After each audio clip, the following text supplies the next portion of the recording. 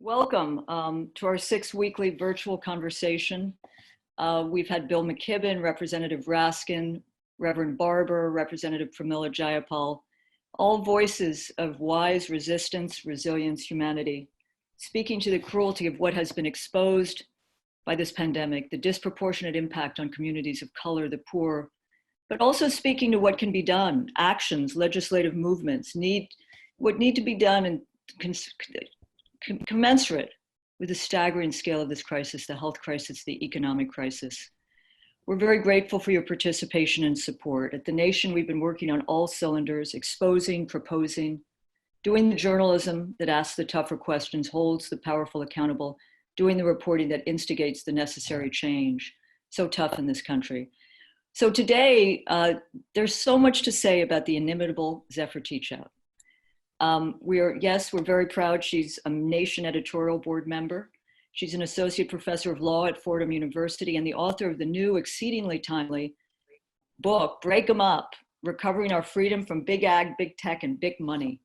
What I deeply value about Zephyr Teachout is she offers an example of what it means to be a progressive Democrat in the 21st century. She's been in the forefront of advancing progressive reform for nearly 2 decades. When Zephyr ran in 2018 for New York State Attorney General, the Nation endorsed her, arguing that she had the experience, the independence, and toughness needed to transform the office and combat corruption at all levels, from Albany to Washington. Of course, the New York Times, which always follows the Nation, endorsed her a week later. She was the only AG candidate to support Alexandria Ocasio-Cortez's primary bid, and AOC said she was proud to endorse the only AG candidate, Zephyr, rejecting corporate money. Zephyr literally wrote the book on corruption in America, from Benjamin Franklin's snuffbox to Citizens United, and she's been uniquely able to explain the corruption and the lawlessness in the White House. As a young lawyer, she worked on death penalty cases, seeing schooled the pipeline, the prison pipeline, the terrible consequences of mass incarceration. She served as director of internet organizing for the 2004 Howard Dean presidential campaign. And in her 2014 race for New York governor, again, someone who's seen quite a bit of visibility in these last weeks, Andrew Cuomo, she received a stunning 34% of the vote. And more than that, she gave voice to the progressive populist sentiment, then growing, think about it, 2014, growing across the country, framing her campaign as a fight for the Democratic wing of the Democratic Party. Zephyr was an early supporter of Bernie Sanders. Her most recent piece for The Nation is about the undemocratic throwing Bernie and other candidates off the ballot. She'll talk more about that. The question is, can democracy survive this pandemic? In her role as a corruption buster and lawyer, and within days of Trump's inauguration, Zephyr was the lead plaintiff in a lawsuit accusing him of violating the US Constitution's emoluments clause. I think we're now all experts on emoluments. We didn't quite know what that term meant, but it's very serious. And it was Zephyr who boldly filed suit when others well-placed to join her did not have imagination. My understanding, and Zephyr will talk about this, is what the Fourth Circuit Court of Appeals, I think, is expected to rule this year on the case. I may be wrong. Zephyr has been an early, consistent, principled, and savvy critic of the tech BMS predatory behavior, its impact on our democracy. She's been a leader in the fight to prevent the FCC from abandoning net neutrality. She's been an advocate for ending the digital divide, which we see so painfully in these times. And she's about expanding broadband internet access, which I think, if you were on the call last week, Bill McKibben sitting in the parking lot, he needed broadband. I'll close by saying in 2018, Zephyr spoke words which could apply to these times and encompass the work she's doing both as an activist, a writer, a political figure. Quote, we're at a revolutionary moment right now about what kind of society we want to live in. I believe that it's politically incredibly important to tell people the truth about power in society, which is, if we don't want to be little serfs coming to beg to work in a global regime run by big corporations, we have to organize and fight. Monopoly and antitrust laws aren't just rhetorical, technical sideline issues. These are fundamental tools to restrict overweening corporate power. So Zephyr has been really at the forefront of fighting for democracy in these times where we're seeing democracy limited. And the vital search for a functional election in November is key. So I just want to close by saying Zephyr has been a great advisor to us at The Nation, to editor Don Gutenplan, to others, on issues combating corruption, crony capitalism, monopoly power, and how to preserve a democracy during a pandemic. So thank you, Zephyr, for taking time. I know you have a 1.5-year-old. I remember casting a ballot for you as AG when you were 8.5 months pregnant. It was quite something and very powerful symbol of power. So thank you, and we look forward to hearing from you. Thank you so much, Katrina, and thank you to all of you who are on the call today. And thank you to Sarah and Erin and Peter for organizing this. A special shout out to all of you who are during this pandemic also caretaking. I've just finished I teach corporate law in the spring, so I've just finished my corporate law class at Fordham, where I teach. And balancing that with a wonderful 18-month-old who has absolutely amazing abilities and no judgment has been a lot of fun.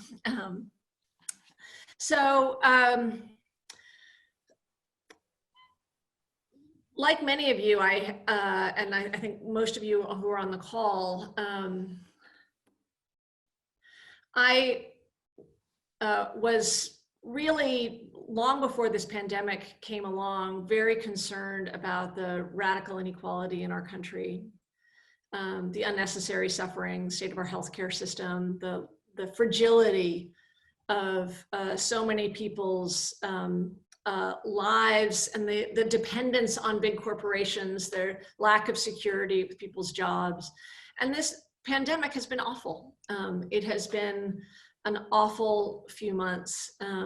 For those of you who have family members or close friends who have died, I am so sorry. It has been a terrible time. My husband teaches high school, so he's been teaching remote high school for the last 2 months, and has had 3 of his students have had family members that they live with have passed away because of COVID. And many of you also know people, as do I, who have really struggled with other healthcare issues during a time when our healthcare system is pushed to the max. So it has been, in an already unstable, unequal society, a really horrific few months. So what I want to talk about in this few moments of introduction is basically the ways in which our highly concentrated, monopolized society made us especially unprepared for a pandemic of this sort. And that there were real choices that we made over the last 30 or 40 years that have led to more suffering and death and instability. Second, how the response that right now the response is only making that much worse. So instead, we're doubling down on concentration, we're doubling down on monopolization at a time we should be going in the exact opposite direction. And we have to seize what I think of as a truly constitutional moment to constitute power in this society. So I'll talk briefly about the CARES Act and how I think Congress will be responding. And third, I want to talk about and I'll just touch on this briefly, but we can talk about it more in question and answer, the really troubling trends we've seen in the democratic response to the pandemic, in particular, the lack of Congress being in active session and holding hearings, but also on the state level. And I can speak to New York State, but I know people from all over the country. The ways in which there's been a strong authoritarian tendency in response to the pandemic, responding to executive leaders, individual leaders, and corporate leaders, as opposed to really understanding that actually democracy is for crises. It's not supposed to be set aside during crises.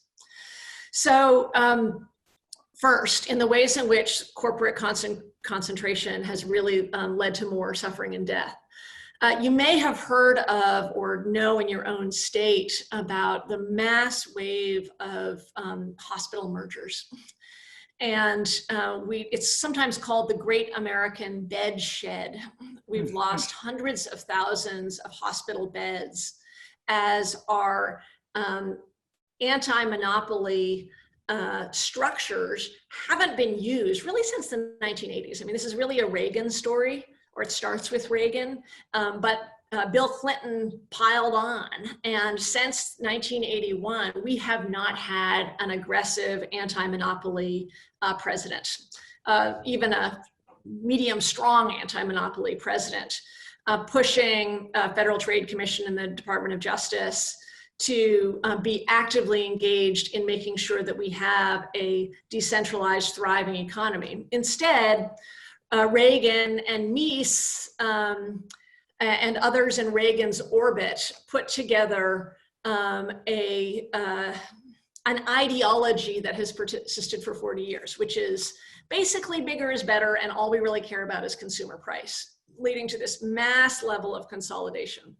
Well, one impact of that consolidation is that we have lost so many hospitals. We've seen mergers lead to real lack of care in a lot of rural areas. And again, I see people from all over the country, so I'll be interested to see if you've lost rural care. And then also hospital mergers leading to increased prices. And there's really good evidence on this, that when you have fewer hospitals in an area, the prices go up, the cost of care goes up. Extremely high CEO salaries, but a decrease in the ability of hospitals to deal with moments like this. So this bed shed is a direct result of bad anti-monopoly policy. And one way and we can talk about this in other areas of medical equipment, but we basically said we want the most efficient system possible. That was the doctrine that was brought in by Reagan and Mies, and then again, picked up by our Democratic presidents as well. But what that means is we don't have any resiliency. We don't have the redundancy that is actually necessary to be safe in times of crisis. So we tried to build a system where there was no fat in the system, and that means when you have a winter with no food, you starve to death. And so instead of understanding, which we understood for most of American history, is you want to have multiple hospitals, you want to have multiple sources of sources of essential products. So if there's a problem in one area, you have other places that you can call on. We saw a sign of this actually during Hurricane Sandy in New York, where people on Long Island were 3 days away from not having enough food because we didn't have a resilient food system. We've built for efficiency instead of resiliency. And the resiliency idea is important whether you're thinking about healthcare being public or private. If you have, for instance, healthcare records, you don't want that are publicly kept. You wouldn't want them just kept in one place. You'd want to have multiple different places in which they're kept. So if there's a fire, there's still places to go. But resilient systems is something that we failed to build for the last 40 years. Instead of stripping everything bare. So it was as efficient as possible, but that efficiency, the dark side of radical efficiency, is actually total inability to deal with crisis moments. And we've seen this also in our inability to produce masks quickly, our inability to produce ventilators, waving through a merger in the early 2010s that was basically what where a big company was merging, taking over a small company in order to kill their production of the exact kind of ventilators that we would need. So the medical equipment area and hospitals, the fact that in every area we designed these quote unquote efficient systems that had no give in them, has led to this incredible fragility and a hunt for things that should not have been hard to deal with and made it much harder to respond in the early days. The other thing that I want to say about this efficiency is, even though the logic is efficiency, we all know that big monopolistic companies, once they kind of own the area, they are not efficient. They're big, bloated, self-serving bureaucracies. And I remember talking to a very like techno-utopian friend of mine in early March who said, I'm not worried because I know that like Bezos and Musk must have thought of something. They must be prepared for this. And I think there is sometimes this sense that, well, and is that not sometimes, I think there's a deeply ingrained ideology in our society that that quote unquote successful, which is to say extremely wealthy, successful monopolists, but successful private sector actors have really got it all covered. Everything's going to be fine. This crisis has also showed that that's just not true. And Musk is in some ways the most explicit example of that, but certainly not the only example of that. We relied on a system that is failing us. So in response, what are we doing? I want to get to questions, so I'll be a little quicker here, but I mentioned this before, but I want to reiterate it. I really think we're in a constitutional moment. Constitutional in the sense that we are deciding the basic structures of power that are going to define the way that we interact with each other for quite a long time. And as a law professor, we talk about constitutional moments. There's debates about which count. Certainly the New Deal. The 1960s was a constitutional moment, reconstituting power in our country. Obviously, the Civil War was a constitutional moment. Arguably, there's a constitutional moment at the turn of the 19th to 20th century. But this is a constitutional moment where questions of power, so you don't have to rewrite the Constitution for it to be a constitutional moment, but questions of power and who has it and how our economy works are being reshaped as we speak. And the CARES Act, and so far the federal response, if you read it as a constitutional document, is a pretty terrifying document. I also teach a market structure and democracy class, and I had my students read the CARES Act, asking them to imagine that they are coming, from outer space, having been away for 30 years, and saying, what is this thing? Like, what is this document? What is it doing? And what many of them pointed out is that the most important thing it does is it gives power to the Treasury Secretary. There's a lot of other things it does, but the essential fact of the CARES Act is giving the Treasury Secretary almost unlimited authority to decide the future shape of our economy. To decide who gets loans and who doesn't.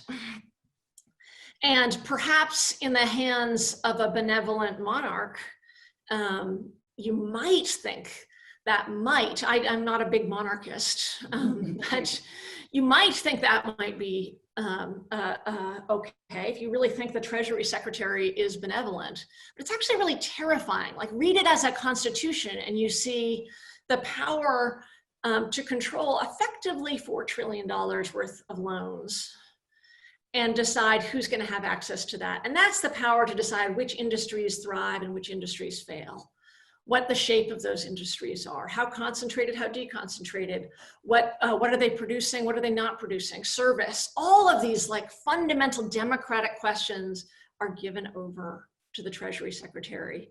And the most congressional oversight we have doesn't include subpoena power.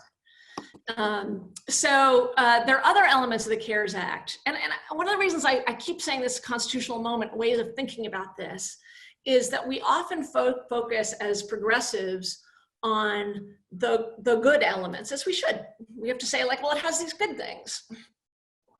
But if you think about like voting, if I said, well, this is a great bill because everybody in New Jersey gets a vote.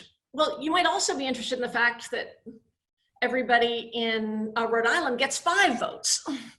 So you have to look not just at the good things, but the overall structure. Who's getting, how is this structuring our economy generally? So there's some good elements of the act, but it, as an overall structure, is really terrifying in terms of the way it constitutes and will continue to reconstitute economic power and the Treasury Secretary's vision going forward.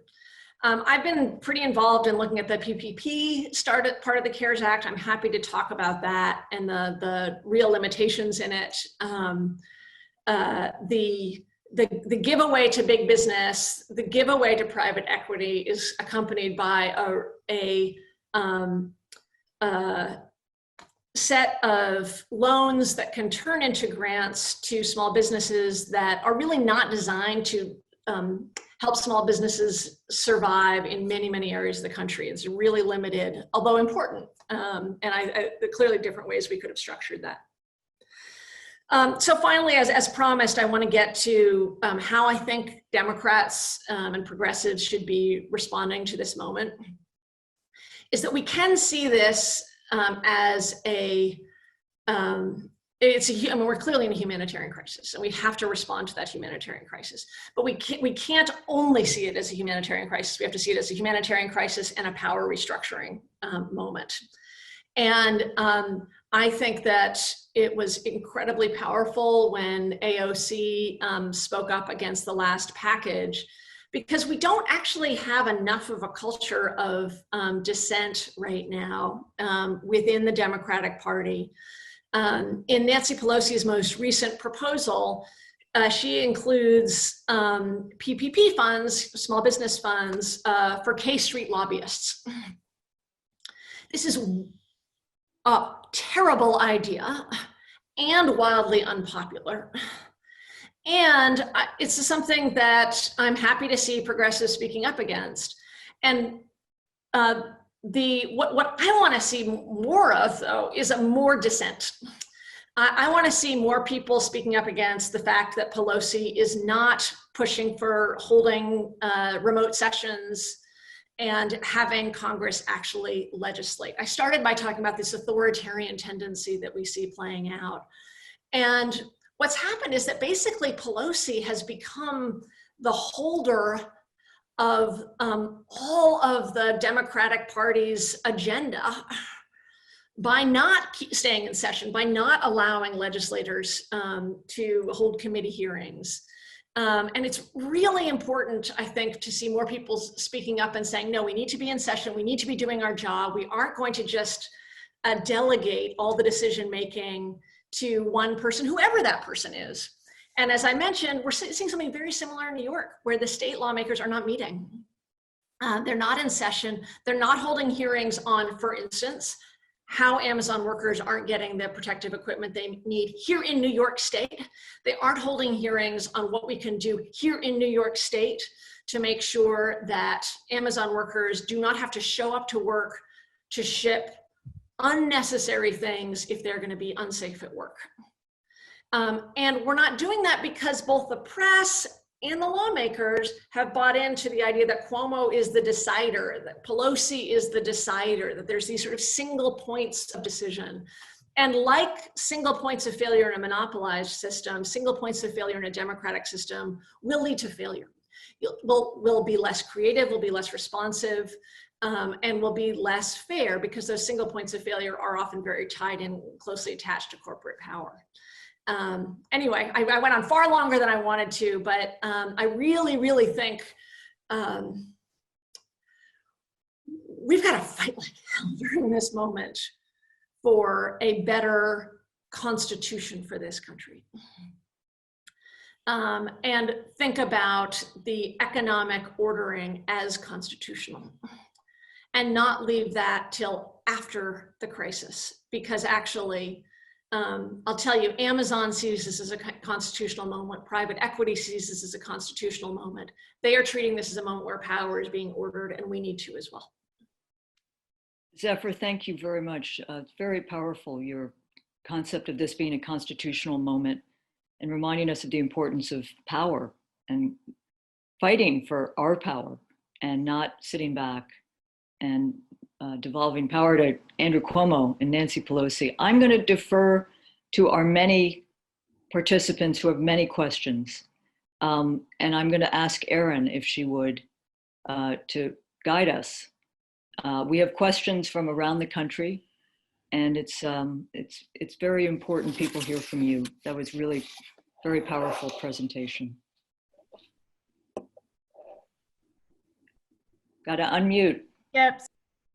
Zephyr, you pointed out in your talk about the history of the role of government in our lives and how creating a more efficient system is causing quite a bit of chaos right now. And it's bringing the role of government in our lives into focus, I think, for a lot of people in a way that maybe it hasn't been. And David is asking, how do we build a democracy for a crisis? Aha. I know, we'll start off with a big one. Yes. Well, I certainly don't have all the answers. And every crisis is different. But right. Okay. So let me think about what the core of what David's question is. I mean, the answer should be that a functioning self-governing system is especially well built for a crisis. So I think maybe David, I'll just give, and I want to get to some other questions, but I'll give two kinds of answers. One is that we need to change a fundamental belief system that, again, I think we've had since the 80s. And the other is about the systems themselves. But at a moment like this, the belief system is really, really powerful. And the belief system that is deeply, deeply ingrained right now is that government is not capable of responding to crises. Government is not capable of being innovative, building things. You guys remember when there was a lot of discussion, for good reason, about the Defense Production Act, this 1950s law that people were pushing Trump to use, and he was kind of, but then not really, using. I think the Defense Production Act is great, but we were sort of approaching the DPA in an almost talismanic way, as if this thing from the 1950s had special power and we should go back to it and use it to reshape the economy, as opposed to saying, oh, there's a whole range of different things we can do. We can start making masks ourselves. Why don't we actually set up a factory right now? And also require this shoe factory to start, or this, the manufacturing in Western North Carolina to start to shift over to masks, and also use the DPA. Like, we acted as if we, instead of putting in the CARES Act elements of forcing production of things that we absolutely essentially need to respond to this crisis, there was a sense that, like, well, at best we can call back to the 1950s tool, as opposed to respond in very real ways to make the things we need to make, just masks. Government can make masks. So why don't we ask government to make masks? We don't need the DPA to put that in the CARES Act. And so the deep belief, I think, that is that we've gotten to the idea that government can't make or do. Mm-hmm. And it can, and it has. And it's a really, really dangerous belief. And that doesn't mean it'll do it perfectly, but Elon Musk isn't doing it perfectly. And we know that we should be at least trying to take the tools that we have to provide basic medical needs. So I think, to answer your question, David, we clearly need publicly financed elections.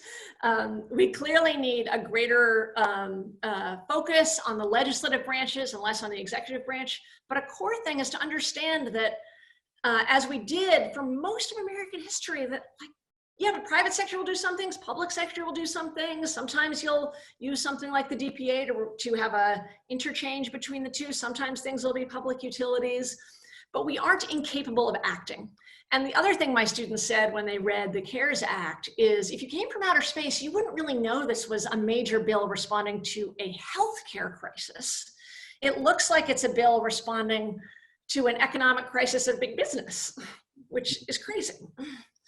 And I think that CARES Act then reflects this like too deeply felt feeling of impotence. So when you speak to your lawmakers, don't just say, get back in session, say, build us some masks, do something, as opposed to accepting the impotence that I think has been too deeply ingrained. So Frankie and Michael Bryan have similar questions about the response of the Democrats. So in the House, and then specifically Nancy Pelosi, what do you think the agenda is? What are the Democrats going for here? I mean, I presume good faith. But part of what, and I also totally disagree with the approach. But there's a system problem, which is when you have the democratic response to the crisis being funneled through one person and her circle of advisors who have grown up in the Democratic Party in a deeply defensive phase. That if we delegate all decision-making power to this little circle with a huge set of biases, as any circle is going to have, all of those biases are going to be reflected in the response, and there's going to be a lack of imagination. And as something, some of you know this, but I have spent much of my career, I've more recently focused on anti-monopoly, but much of my career focusing on the deeply insidious ways in which money and politics has corrupted our system and limited our imagination. And I think a lot about money and politics in this crisis, because I don't think this is a case of, I'll give you this campaign contribution in exchange for that response, even in a winking and nodding kind of way. But it's decades of leadership in the Democratic Party spending time talking to big donors and having their imagination limited by those kinds of conversations. So I think, I think the Pelosi leadership so far has been, at best, extremely weak, extremely disappointing.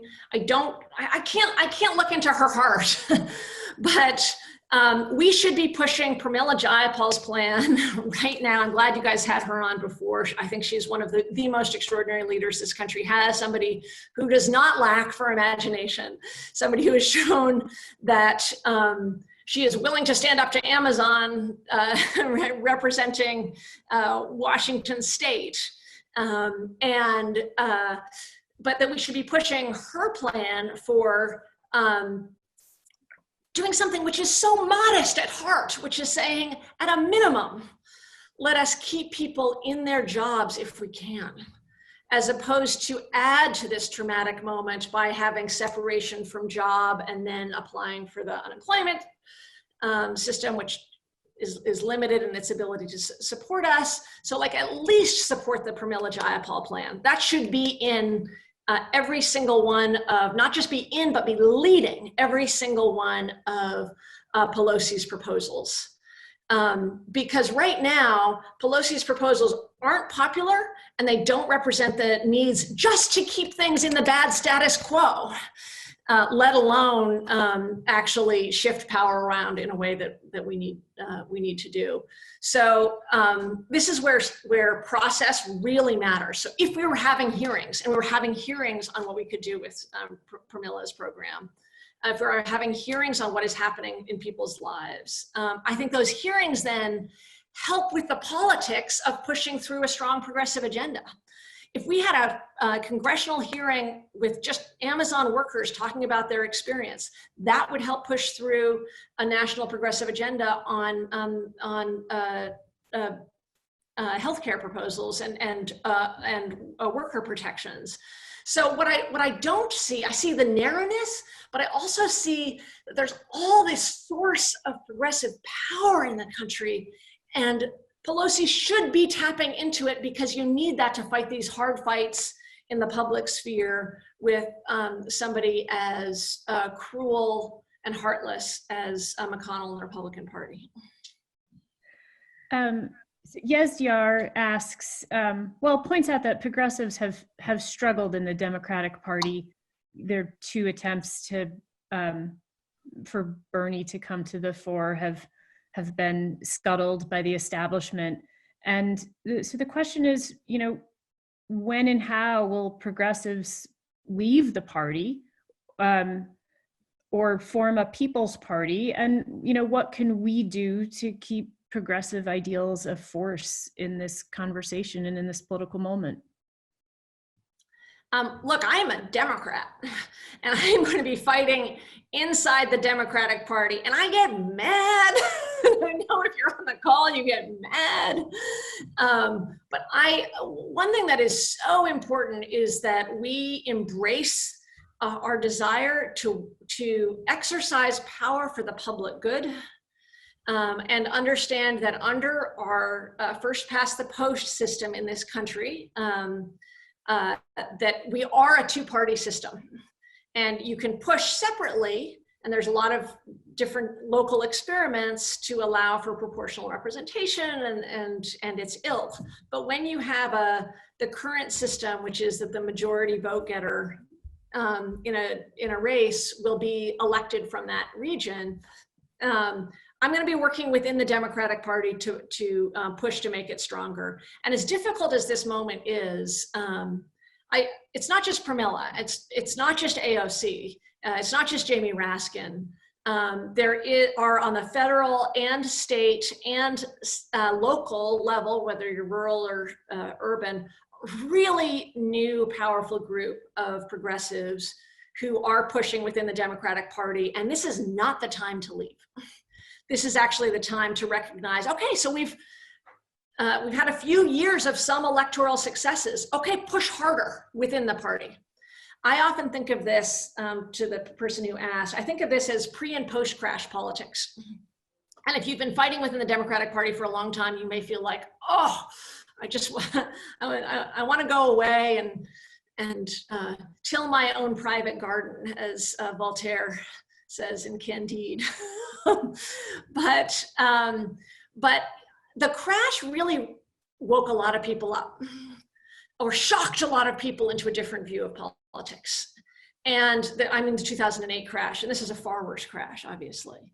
But I see that the successes that we've seen, the shift from activists staying out of the electoral sphere to joining, as being really significant after 2008. So we're just 12 years in. And as a student of American history, 12 years in isn't a time to give up. I mean, it takes a long time. We're talking about taking on the most powerful forces in world history. But the work of the progressive populists in the late 1890s, they didn't see the fruition of some of the things they were fighting for until the 1930s and 40s, and some of the things they were fighting for until the 1960s. But that doesn't mean I would go back to that progressive populist in 1892 and say, well, it's time to step out. So anyway, it's a long answer, but I think it's really important to stay within the party. I do want to point out, as Deborah Cooper, who's somebody who's been an incredibly wonderful, consistently creative, forward-thinking voice within the Democratic Party, just pointed out in the chat, is that Congresswoman Jayapal is asking for a delay on the vote, and you should be calling your reps, and really looking for leadership from Jayapal on this delay. It's very important. Thank you. Michael Bryan asks, what are the ripest areas of our economy for anti-monopoly action by the next Democratic president, fingers crossed, and what would the benefits be to consumers? Okay, great. Let's just talk about Amazon for a second. There's a lot of different areas we could talk about. In my forthcoming book, I focus on tech and ag, but healthcare is obviously really important. And in our energy future, it's going to be a lot more decentralized because it's going to be renewable energy, which is necessarily more decentralized than fossil fuel. But I want to talk about Amazon because I think it really relates to this current moment. Amazon is many things, not one thing. It is a place where you go to find things to buy, a marketplace, but it also provides fulfillment services. What that means is it warehouses things and gets them shipped to you, right? So think of those as two different functions, the marketplace and fulfillment. Amazon, for a brief period, allowed sellers to compete with it on fulfillment. They'll provide their own warehousing. And then it has great reporting by Vox and Vice, I think. Trying to remember the exact reporter, but has shown, as well as a former student of mine, Sheryl Sussman, who's been doing wonderful work on Amazon, has shown that Amazon has actually made it incredibly difficult for competitors in the fulfillment area. Why would you care about that during a pandemic? Well, if stuff isn't showing up on time, perhaps somebody else in the fulfillment area has a better idea about how to manage logistics. Amazon wants none of that. It wants to own fulfillment. It wants to own warehousing. Perhaps somebody in fulfillment is treating her warehouse workers better, but Amazon wants none of that. It wants to shut down and control fulfillment. So we should not allow Amazon to be both a monopolistic platform, and it's about half of people's searches online for online goods started on Amazon before this pandemic, and then use that control in one area to gain control in a related area and shut down competition. And it's shutting down that competition has been terrible for the ability of warehouse workers to protest. But then it's also affected all of our own public health because we've become reliant on how Amazon treats its workers in warehouses, making public health decisions about an essential part of our infrastructure. As an anti-monopolist, I think in some areas we should move towards breakup, and in some areas we should move towards a regulation. And in a lot of areas we should do both. So with Amazon, for instance, break up the marketplace from fulfillment. And then I think there's good reasons to have competition in the marketplace, but there may not be that many marketplaces. There may be one or two or three. Don't allow them to prefer their own goods. Well, the best way to not allow them to prefer their own goods is not allow them to sell on their own marketplace. So we first break up and then have neutrality requirements. And so Amazon is, I'm genuinely worried about I was worried before the pandemic, and I'm very worried now about the way in which Amazon is using this pandemic moment to totally consolidate power and become the default regulator of working conditions. And just briefly to tell you why I think about this is that Amazon has so much power over its sellers. It sets the terms by how much, what the fees cost to be on the website. And most importantly, when you go on Amazon and say, look for, I don't know, lentils, what shows up first? Well, that's an amazing amount of power that Amazon has to decide like what goes first. And the sellers are all like trying to figure out how to get to be in that first slot. So it has this, it's using this pandemic to consolidate power. But one of the things that it gets because of its power position is it gets this insight into its sellers. It learns a lot about how they work. It essentially gets to regulate them. And if you have this proven, that Amazon is openly cruel and profit maximizing and does not care about workers, it's not only about how Amazon treats its own workers. It's about how Amazon, through financial prices, pushes sellers to treat their workers. So I am incredibly worried about this moment as a moment of consolidation in Amazon. And one of the most exciting things happened last 10 days ago. Congressman Cicilline, who's the chair of the antitrust subcommittee, Amazon, and Congresswoman Jayapal, I guess I just can't praise her enough, and a few others, rightly sent a letter to Bezos saying that he should testify in front of Congress. I hope they follow up with a subpoena. We need them to use their subpoena power, because it turned out Amazon had sort of brazenly lied in front of Congress about how it uses the information it gathers from its sellers to serve its own interests. So it was an exciting moment because it showed that there are members of Congress who are really willing to stand up. There's a lot of other areas. Certainly Monsanto and Bayer should have never gone through, but it's not just that. We have a lot of unwinding to do in ag, and a lot in the medical equipment area. We should never be so fragile again. We should not be getting all our antibiotics from a few concentrated sources. I mean, there's a long list of places that are ripe for antitrust action. If you focus on tech specifically, you just spoke eloquently and have written quite a bit about the need to unwind the power of tech. In this moment, I think some of our governments, state governments, but also people are looking to tech for help. Are tech companies rising? Are they doing anything right now? Is there any benefit to looking at them for aid in this time? Well, one of my favorite local state representatives in New York, it's an Assemblyman, Ron Kim, I think, who has a wonderful sense of possibility and leadership. He's also one of the leaders who from the very beginning has been giving his speeches. I mean, his presentations in masks, which I think has been really important. But he and we all have to separate tech from the companies. You know, we don't think when we think masks are important, therefore we love the mask making company. You know, shoes are important, therefore you have to love everything Nike does.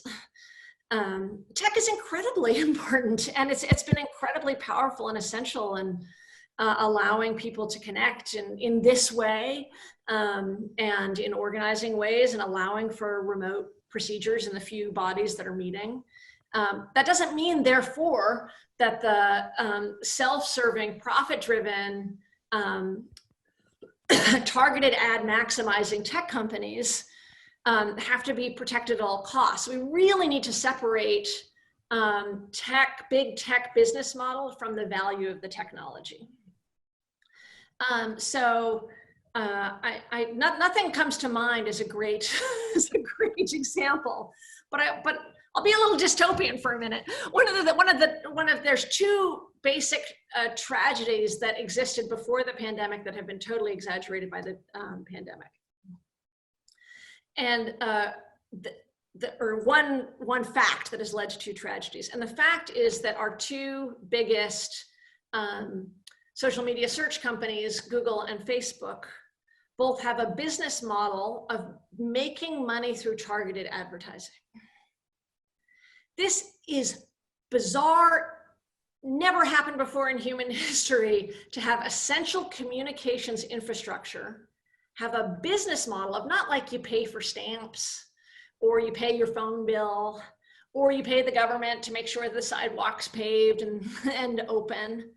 We've never before had essential, or the library being paid for by tax dollars. We've never had essential communications infrastructure make its money by extracting as much money as possible, as much information as possible from all of you, making you spend as much time as possible on the infrastructure. We've never had a mail system that makes more money the more time you spend reading mail. And then selling ads back to you.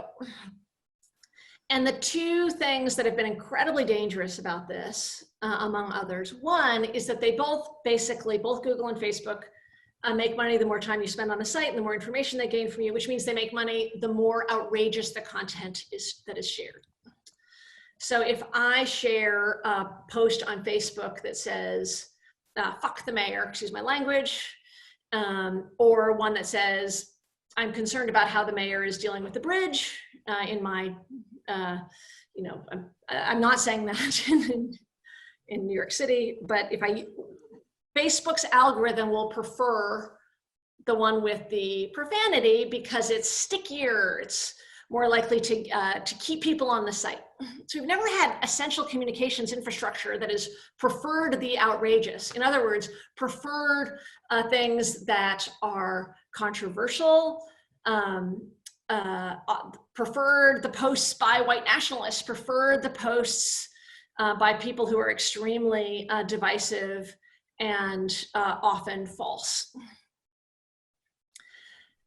That's really bad for a good flow of information during a pandemic. Second, both Facebook and Google make money off of digital ads, which has been the lifeblood of so much of journalism or advertising throughout American history. And we've lost over 30,000 jobs in the last several years in journalism, and the pandemic has exaggerated that because local ads are drying up, and the little money, the little ad dollars that are left are going to Google and Facebook, and this is extremely dangerous. So if you are on this, by the way, please support journalism. It is absolutely essential that you support journalism. We cannot have a world where Facebook and Google control journalism and happen to give out some handouts to a few local news organizations. Support the nation. The nation has done extraordinary reporting during this. And even if it's just a little bit, it really, really makes a difference. The reporting really, really matters. It's an area where I want Congress to act.